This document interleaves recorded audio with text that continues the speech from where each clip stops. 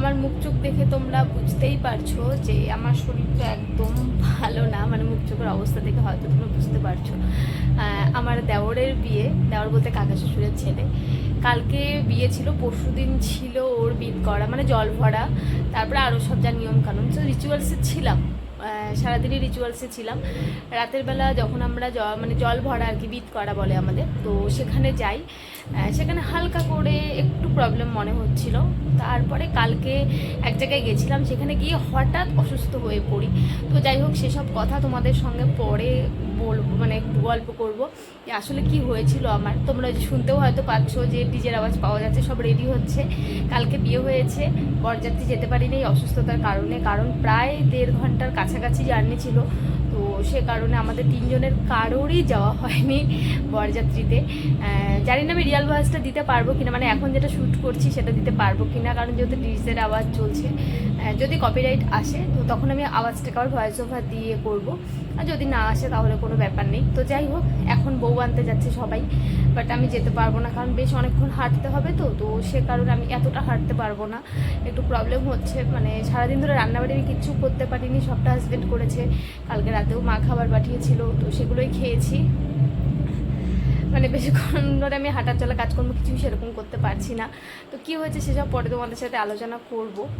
আর এখন বউ আনতে যাবো, তবে আমি বেশি দূর যাবো না, বাড়ির একটু কাছাকাছি থাকবো, সেগুলো তোমার সাথে অল্প অল্প করে একটু একটু শেয়ার করব।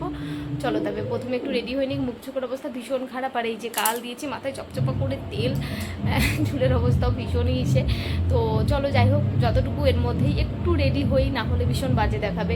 ওখানেও যাবো, দুনিয়ার লোকজন থাকবে তো সব। তো চলো একটুখানি রেডি হয়ে নিই, তারপর তোমাদের সঙ্গে আবার দেখা করছি।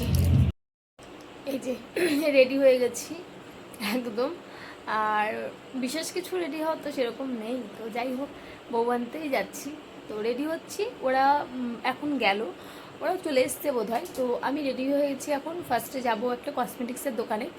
দুদিন আগে একটা লোশন আনা হয়েছিল, লোশনটা দোকানে আনতে পাঠিয়েছিলাম হাজব্যান্ডকে, দোকানদার আমি যেটা চেয়েছি সেটা দেয়নি। তো যাই হোক, সে কারণে ওটাকে এখন চেঞ্জ করব। আর দুটো জিনিস নেওয়ার রয়েছে, কারণ বউ ভাতে লাগবে ওটা। তো বউ ভাত রয়েছে 2 দিন পর, যেটা একটু মানে আমার জন্য ভালো, যে 2 দিন আরও একটু সুস্থ হয়ে যাব। রেডি হয়ে একটু খাবার খেলাম, খেয়ে এখন বের হই, যা লাগবে সেটা নিয়ে লোশনটাকে চেঞ্জ করি। তারপরে একবারে ওখানে বউর সাথে যদি দেখা হয় তাহলে দেখা করব, করে খানিকটা এগিয়ে এসে বাড়ির কাছাকাছি থাকবো। চলো তোমাদের সঙ্গেও বাকিটা শেয়ার করব। এই যে এটা হচ্ছে আমাদের এই বিয়ে বাড়িটা, আর এই হচ্ছে বরের গাড়ি। সামনে সকলে নাচতে নাচতে বর বউকে পজিশন করে নিয়ে যাচ্ছে।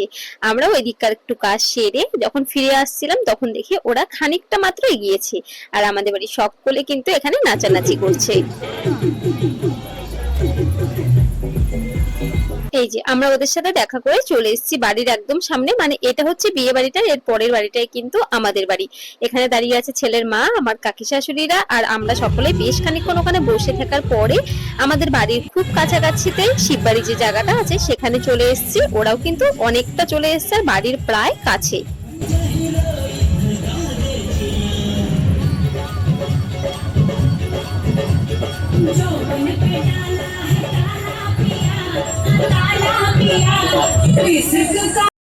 নরমালি এখান থেকে আমাদের বাড়িতে পায়ে হেঁটে যেতে সময় লাগে ওই 2 মিনিট মতন, তবে যেহেতু পজিশন করে সবাই নাচতে নাচতে যাবে, সে কারণে কিন্তু এখান থেকেও বাড়ি পৌঁছতে আমার সময় লেগে যাবে ওই 30 মিনিটের মতন।